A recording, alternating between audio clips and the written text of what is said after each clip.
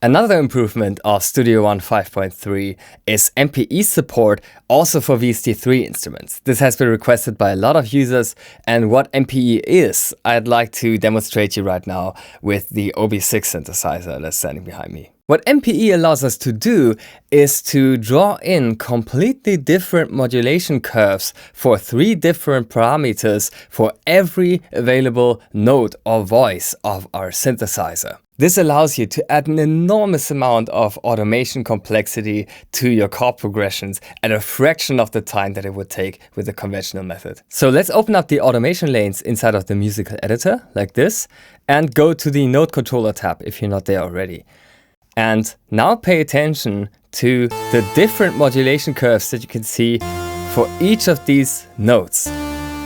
And we have one available for timbre. In this case, timbre is assigned to cutoff. We also have one for pitch and one for pressure. And I've assigned pitch and the cutoff in this instance.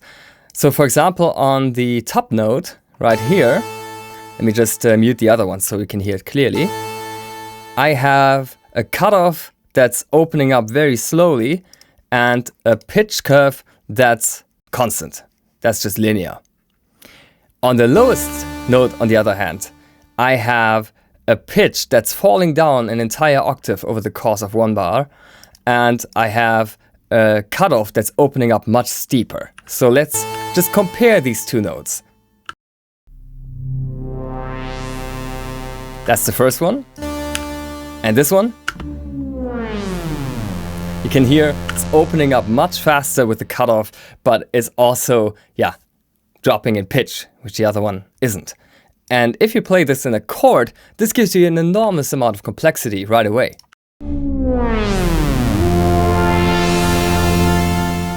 Now imagine that without any of these MPE automations. Let me just go ahead and remove all of them. Sounds pretty dead in comparison. To use MPE with VST3 instruments, simply add your VST3 instrument from the browser with drag and drop, and then click on the drop-down arrow here in the instrument rack. Then you can enable MPE right from here, and then take advantage of all the MPE features here from the Note Controller lane. And the full extent of this feature becomes obvious when you hear it in a beautiful chord progression as played by my good friend Michael Feiner. And I'd invite you to really give it a listen, notice and appreciate how every note is having a completely separate, independent modulation curve going on. It's incredible what this can add to a chord progression. Check it out.